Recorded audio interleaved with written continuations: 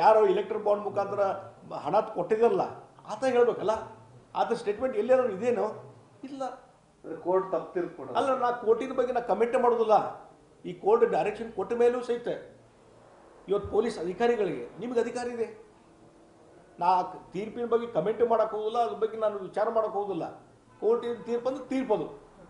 ಆದರೆ ಇವತ್ತು FIR file ಮಾಡೋ ಮುಂಚೆ FIR ಫೈಲ್ ಮಾಡೋ ಅಧಿಕಾರ ಯಾರಿಗಿದೆ? ಪೊಲೀಸ್ ಅಧಿಕಾರಿಗಳಿದೆ.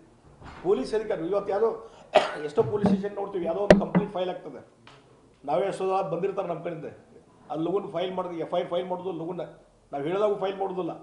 ಜೂನಿಯರ್ ಇರ್ತ ಹೊಡೆಸ್ಕೊಂಡು ಬಂದಿರ್ತಾರೆ, ಹೊಡೆದಾಟರಾಗಿರ್ತದೆ. ಇಲ್ರಿ ಏನೋ ಸ್ವಲ್ಪ ತಡ್ರಿ ವೇಟ್ ಮಾಡಾಕತ್ತೀವಿ, ಇನ್ವೆಸ್ಟಿಗೇಷನ್ ಮಾಡ್ತೀವಿ, ಪ್ರೈಮಾಪೇಶ ಕೇಸ್ ಅದಲ್ಲಿ ನೋಡ್ತೀವಿ ಅಂತಂತಾರೆ FIR ಫೈಲ್ ಮಾಡೋ ಮುಂಚೆ.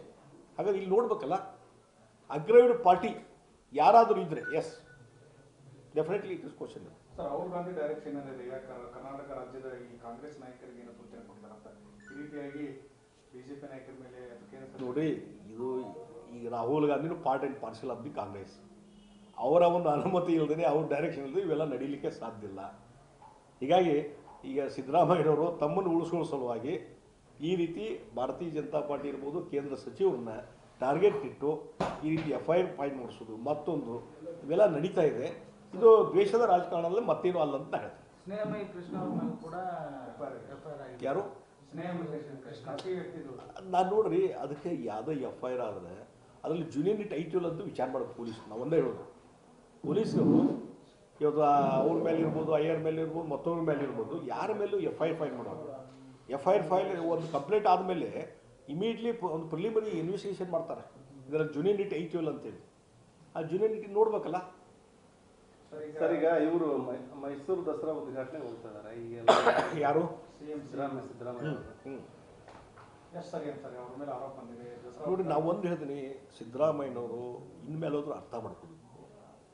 ಭಾಳ ವರ್ಷದಿಂದ ರಾಜಕಾರಣದಲ್ಲಿ ಇದ್ದಂಥವ್ರು, 40-45 ವರ್ಷ ಮತ್ತು ಪ್ರಾಮಾಣಿಕವಾಗಿ ನಾನು ಸಮಾಜವಾದಿ ಹಿನ್ನೆಲೆಯಿಂದ ಬಂದಂಥ ವ್ಯಕ್ತಿ ಅಂತ ಹೇಳ್ಕೊಳ್ಳುವಂಥ ಸಿದ್ದರಾಮಯ್ಯನವರು ನೈತಿಕತೆ, ಭಾಳ ಸಲ ನೈತಿಕತೆ ಬಗ್ಗೆ ಮಾತಾಡ್ತಿದ್ರು.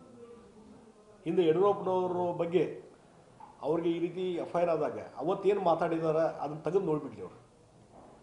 ನಾನು ನೋಡಿದ್ದೀನಿ ಅವ್ರು ಮಾತಾಡಿದ್ದು ಏನಂತ ಹೇಳ್ತಾರೆ, ಎಲ್ಲ ಕೆಳಗಿನ ಅಧಿಕಾರಿಗಳು ಅವ್ರು ಹೆಂಗೆ ಇನ್ವೆಸ್ಟಿಗೇಷನ್ ಮಾಡ್ತಾರೆ, ಪ್ರಾಮಾಣಿಕವಾಗಿ ಹೆಂಗೆ ಮಾಡ್ಲಿಕ್ಕೆ ಸಾಧ್ಯ ಇದೆ, ಅದಕ್ಕೆ ರಾಜೀನಾಮೆ ಕೊಡಬೇಕು ಅವರು ಅಂತ ಇದೇ ಸಿದ್ದರಾಮಯ್ಯನವರು ಇವತ್ತು ಯಾಕೆ ರಾಜೀನಾಮೆ ಕೊಡ್ತಾ ಇಲ್ಲ? ಇಲ್ಲೇ ಅವ್ರ ಸ್ಟೇಟ್ಮೆಂಟ್ ನೋಡ್ಕೊಂಡ್ಬಿಡ್ಲಿ ಅವರು, ಬೇರೆ ಅವ್ರ ಸ್ಟೇಟ್ಮೆಂಟ್ ನೋಡೋದೇ ಬೇಡ. ಹೀಗಾಗಿ ಇವತ್ತು ಸಿದ್ದರಾಮಯ್ಯನವರ ಈ ಡಿಫೆನ್ಸ್ ಇದರಲ್ಲಿ ಏನೂ ಅರ್ಥನೇ ಇಲ್ಲ. ಮತ್ತು ಈಗ ಅವರು ಎಲ್ಲೆಲ್ಲಿ ಪ್ರವಾಸ ಮಾಡ್ತಾರೆ ಅದಕ್ಕೆ ಅದು ವ್ಯಾಲ್ಯೂನೇ ಇಲ್ಲ, ಅದಕ್ಕೆ ಯಾವುದೂ ವ್ಯಾಲ್ಯೂನೇ ಇಲ್ಲ, ಅದಕ್ಕೊಂದು ಸ್ಟ್ಯಾಂಡರ್ಡು ಇಲ್ಲ. ಆ ಹಿನ್ನೆಲೆ ಹೇಳ್ತಿರಲಿಲ್ಲ. ಅದಕ್ಕಾಗಿ ಅವರು ನೈತಿಕ ಹೊಣೆ ಹೊತ್ತು ರಾಜೀನಾಮೆ ಕೊಡೋದು ಅವರ ವ್ಯಕ್ತಿತ್ವಕ್ಕೂ ಒಳ್ಳೆಯದು ಅಂತ ನಾ ಹೇಳ್ತೀನಿ. ಅಲ್ಲ, ಮೈಸೂರು ದಸರಾ ಉದ್ಘಾಟನೆ ಹೋಗೋದು ಅದೇ ನೋಡ್ರಿ, ಒಬ್ಬ ಮುಖ್ಯಮಂತ್ರಿ ಹೋಗ್ತಾನೆ, ಈ ಬಂಡ ಥರ ಇದ್ರೆ ಏನು ಮಾಡೋಕ್ಕಾಗತ್ತೆ? ನಾವು ಹೋಗ್ತೇನಪ್ಪ, ದಸರಾ ಉದ್ಘಾಟನೆ ಮಾಡ್ತೀನಿ, ಎಲ್ಲ ಪ್ರಾಜೆಕ್ಟನ್ನು ನಾವು ಉದ್ಘಾಟನೆ ಮಾಡ್ತೀನಿ, ಎಲ್ಲ ಸಮಾರಂಭಕ್ಕೆ ಹೋಗ್ತೀನಿ ಅಂದರೆ ಈ ಯಾರು ಬ್ಯಾಡನಾಗ್ತದೆ, ನಾವೇನದು ನಮಗೇನಿದೆ ತಡಿ ಹಿಡಿಲಿಕ್ಕೆ? ಅವ್ರು ನೈತಿಕತೆ ವಿಚಾರ ಮಾಡ್ಕೋಬೇಕಷ್ಟೆ. ಸಮಾಜವಾದಿ ಹಿನ್ನೆಲೆ ಬಂದಂಥವ್ರು ನಾವು ಭಾಳ ಪ್ರಾಮಾಣಿಕ ರಾಜಕಾರಣಿ ಅಂತ ಹೇಳ್ಕೊಳ್ಳುವಂಥ ಸಿದ್ದರಾಮಯ್ಯ ಇದ್ರ ಬಗ್ಗೆ ಸಾಕ್ಷಿಯಾಗಿ ಮಾತಾಡಲಿ, ಅವ್ರು ಬಿಟ್ಟಂಥ ವಿಚಾರ ಇದೆ.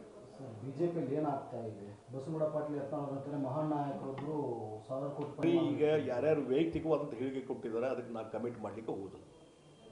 ಅವ್ರು ಹಿಂಗೆ ಹೇಳಿದ್ರು ಅದಕ್ಕೆ ನಮ್ದೇನು ಸೆಟ್ರದ್ದು ನಾಯಕ ಹೇಳ್ಬೇಕು. ಅದಕ್ಕೆ ಹಿರಿಯ ನಾಯಕರಿದ್ರೆ ಅದು ಪಾರ್ಟಿ ನೋಡ್ತದೆ ಅದನ್ನು. ಎಲ್ಲವೂ ಸರಿ ಇದೆ ಸರ್. ನಾ ಈ ಬಗ್ಗೆ ರಾಜಕೀಯ ಪಕ್ಷದ ವ್ಯವಸ್ಥೆ ಈಗ ನಡೆದೋದಷ್ಟೇ. ನಾನು ಉಳಿದ ಬಗ್ಗೆ ನಾನು ಕಮೆಂಟ್ ಮಾಡಲಿಕ್ಕೆ ಹಿಂದೆ ಪ್ರತ್ಯೇಕ ಸಭೆನೂ ಮಾಡಿದ್ದಾರೆ ನೋಡ್ರಿ. ನಾನು ಅದರಲ್ಲಿ ಇನ್ವಾಲ್ವ್ ಇಲ್ಲ. ಸುಮ್ಮನೆ ನಾನು ಮನೆ ಯಾಕೆ ತೊಗೊಂಡ್ಬರ್ತಿದ್ದಾರೆ. ರಾಜ್ಯದ ಬಿಜೆಪಿ ಸ್ವಚ್ಛ ಮಾಡಿ ಗಂಗಾ ನದಿ ನೀರು ತರಬೇಕು ನೋಡ್ರಿ, ಅವ್ರವ್ರ ವೈಯಕ್ತಿಕವಾದಂಥ ಹೇಳಿಕೆಗಳು ಅದಕ್ಕೆ ಅವ್ರಿಗೆ ಸೀಮಿತ ಇದ್ದದ್ದು. ನೀವು ಅವ್ರಿಗೆ ಕೇಳ್ಬೋದು. ಈಶ್ವರಪ್ಪರು ಇನ್ನೊಂದು ಕಡೆ RCB ಮಾಡ್ಲಿಕ್ಕೆ ಹೊರಟಿದ್ದಾರೆ, ಅವ್ರು ಬಿಟ್ಟಿದ್ರಿ, ನಾ ಯಾಕೆ ಹೇಳ್ಬೇಕು? ಅದಕ್ಕೆ ಮಾಡ್ತಾನೆ ಬಿಡ್ತಾರೆ, ಅವ್ರು ಬಿಟ್ಟಿದ್ದು. ಅದು ನೋಡ್ರಿ, ಅದಕ್ಕೆ ಯಾರು ವಿಚಾರ ಮಾಡಾಗ ಇಂತನ ಪಕ್ಷಕ್ಕೆ ಬಿಟ್ಟಂತ ವಿಚಾರ. ಈಗ ಅದ್ರ ಬಗ್ಗೆ ನಾಯಕ ಇಂಟರ್ವ್ಯೂ ಮಾಡಲಿ ಸರ್. ಈಗ ಬೆಳಗಾವಿ ವಿಭಜನೆ ಮಂತ್ರಿಮಂಡಲದಲ್ಲಿ ಬಂದಿದೆ ಅಲ್ಲ, ಡಿಫ್ರೆಂಟ್ ನೋಡ್ರಿ. ಇವತ್ತು ಆಡಳಿತ, ನಾನು ಹಿಂದೆ ರಾಜ್ಯದ ಮುಖ್ಯಮಂತ್ರಿ ಇದ್ದಾಗ 43 ಹೊಸ ತಾಲೂಕು ಘೋಷಣೆ ಮಾಡಿದೆ. ಮುಂದೆ ಅದಕ್ಕೆ ಆ್ಯಡ್ ಮಾಡಿ ಸಿದ್ದರಾಮಯ್ಯವರು 50 ತಾಲೂಕುಗಳ ಘೋಷಣೆ ಮಾಡಿದ್ರು. ಅವತ್ತಿನ 43 ತಾಲೂಕು ಇದ್ದಲ್ಲ, ನಾನೇ ಘೋಷಣೆ ಮಾಡಿದ್ದೆ. ಎಲ್ಲ ದೊಡ್ಡ ದೊಡ್ಡ ತಾಲೂಕು ಇದ್ದವು ನಮ್ಮ. ಅದರಲ್ಲಿ ಉತ್ತರ ಕರ್ನಾಟಕದಲ್ಲಿ 36 ತಾಲೂಕು ಕೇಂದ್ರ ಇದ್ದವು, ಎಲ್ಲಿ 43ರಲ್ಲಿ. ಹೀಗಾಗಿ ಸಣ್ಣ ಸಣ್ಣ ತಾಲೂಕು ಮಾಡುವಂಥದ್ದು ಒಂದು ಅಡ್ಮಿನಿಸ್ಟ್ರೇಷನ್ ದೃಷ್ಟಿಯಿಂದ ಒಳ್ಳೆಯದು. ಹೀಗಾಗಿ ಈಗ ನಮ್ಮ ರಾಜ್ಯದಲ್ಲಿ ದೊಡ್ಡ ಜಿಲ್ಲೆ ಉಳಿದಿದ್ದಂತಂದರೆ ಬೆಳಗಾವಿ ಮತ್ತು ತುಮಕೂರು. ಹೀಗಾಗಿ ಬೇರೆ ಬೇರೆ ಕಾರಣಗಳ ಸಲುವಾಗಿ ಅದು ಡಿವಿಷನ್ ಆಗಲಿಲ್ಲ. ಹಿಂದೆ ಆಗಬೇಕಾಗಿತ್ತು, ನಾನು ಆಗಬಾರ್ದು ಅಂತ ಹೇಳೋದೇ ಇಲ್ಲ.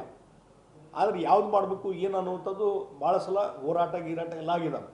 ಅದನ್ನು ಫೀಸಿಬಲ್ ಆಗಿ ವೈಜ್ಞಾನಿಕವಾಗಿ ಯಾವ್ಯಾವ ಜಿಲ್ಲೆಗಳನ್ನು ಮಾಡಿದರೆ ಡಿವಿಷನ್ ಮಾಡುವಂಥ ಒಳ್ಳೆಯದು ಅನ್ನುವಂಥದ್ದು ವಿಚಾರ ಮಾಡ್ಕೊಳ್ಳಿ ಎಲ್ಲರೂ ಕೂಡ್ಕೊಂಡು. ಅದಕ್ಕೆ ಇಲ್ಲ ಬೆಳಗಾವಿ ಜಿಲ್ಲೆ ಡಿವಿಷನ್ ಮಾಡಬಾರ್ದು ಅಂತ ನಾನು ಏನು ಹೇಳಕ್ಕೆ ಹೋಗೋದಿಲ್ಲ. ಒಂದು ಆಡಳಿತ ಯಂತ್ರ ಸರಿಯಾಗಿ ನಡಿಬೇಕಾದ್ರೆ ಜನರಿಗೆ ಇವತ್ತು DC ಕಚೇರಿ ಆಗಲಿ ಮತ್ತೊಂದಾಗಲಿ ಸಮೀಪವಾಗಿ ಸಿಗಬೇಕು ಅನ್ನೋಂಥ ಕಾರಣ ಸಲುವಾಗಿ ಇವತ್ತು ಅವರ ಪ್ರಾಬ್ಲಮ್ಸು ಮತ್ತು ಅದಕ್ಕೆ ಅಗ್ರೇವ್ಡ್ ಪಾರ್ಟಿಗೆ ಒಂದು ನ್ಯಾಯ ಸಿಗುವ ಸಲುವಾಗಿ ಜನರ ಬಳಿಗೆ ಆಡಳಿತ ಹೋಗ್ಬೇಕು ದೃಷ್ಟಿಯಿಂದ ಸಣ್ಣ ಸಣ್ಣ ಒಂದು ವ್ಯವಸ್ಥೆ ಇರೋದು ಚಲೋ. ಹಿಂದೆ ರಾಜ್ಯಗಳನ್ನು ಒಡೆದಿದ್ದ ನಾವು ನೋಡೋದೇ, ಉತ್ತರ ಪ್ರದೇಶ ಡಿವಿಷನ್ ಆಯಿತು, ಬಿಹಾರ್ ಡಿವಿಷನ್ ಆಯಿತು, ಮಧ್ಯಪ್ರದೇಶ ಡಿವಿಷನ್ ಆಯಿತು. ಅದೇ ರೀತಿ ಜಿಲ್ಲೆಗಳು ಆಗಬೇಕು, ಯಾರು ಬೇಡ ಅನ್ನೋದಿಲ್ಲ. ಆದರೆ ಅದನ್ನು ಕುಂತು ಚರ್ಚೆ ಮಾಡಿ ಯಾವುದು ಫೀಸಿಬಲ್ಲು ಇಲ್ಲ ಅನ್ನುವಂಥದ್ದು ವಿಚಾರ ಮಾಡಬೇಕು. ಸರ್ ಒಂದೇ ನಿಮಿಷ ಕಂಟಿನ್ಯೂ ಸರ್. APS ಲೇಟ್ ಆಯಿತು. ರಾಜ್ಯದಲ್ಲಿ IPS ಅಧಿಕಾರಿ ಮತ್ತು ಮಾಜಿ ಮುಖ್ಯಮಂತ್ರಿ ಕೇಂದ್ರ ಸಚಿವರಿಗೆ ವಾರ್ ಮಾಡಿದ್ರು ಸರ್. ಈಗ ನೋಡ್ರಿ, ಒಬ್ಬರು IPS ಅಧಿಕಾರಿ ಅಂದರೆ IPS ಅಧಿಕಾರಿ ಹಂಗೆ ನಡ್ಕೋಬೇಕು. ಅವ್ರು ರಾಜಕಾರಣಿ ಆಗಬಾರ್ದು. ಒಬ್ಬ ಕೇಂದ್ರ ಸಚಿವರಿದ್ದಾರೆ, ಜವಾಬ್ದಾರಿ ಸ್ಥಾನದಲ್ಲಿದ್ದಾರೆ. ನರೇಂದ್ರ ಮೋದಿ ಅವರ ಕ್ಯಾಬಿನೆಟ್ದಲ್ಲಿ ಪ್ರಮುಖ ಇಲಾಖೆ ಹೊಂದಿದಂಥವ್ರಿದ್ದಾರೆ. ಈಗ ಅವ್ರ ಮೇಲೆ ಏನಾದ್ರು ಕೇಸ್ ಆಗಿದ್ದಾರೆ, FIR ಆಗಿದ್ದಾರೆ, ಓಕೆ, ಕರೆದು ಇನ್ಕ್ವೈರಿ ಮಾಡಿರಿ. ಅದು ಬಿಟ್ಟು ಇವತ್ತು ಅವ್ರ ಬಗ್ಗೆ ಬೇರೆ ರೀತಿಯಾದಂಥದ್ದು ಕೆಟ್ಟದಾಗಿ ಶಬ್ದಗಳಿಗೆ ಬಳಕೆ ಮಾಡುವಂಥದ್ದು ಮತ್ತು ಅಗೌರವ ಕೋರಿಸುವಂಥದ್ದು ಇದು ಸರಿಯಾದಂಥ ನಿಲುವಲ್ಲ. ಒಬ್ಬ IPS ಆಫೀಸರು ತನ್ನ ಜವಾಬ್ದಾರಿಯನ್ನು ಅರ್ಥ ಮಾಡ್ಕೋಬೇಕು.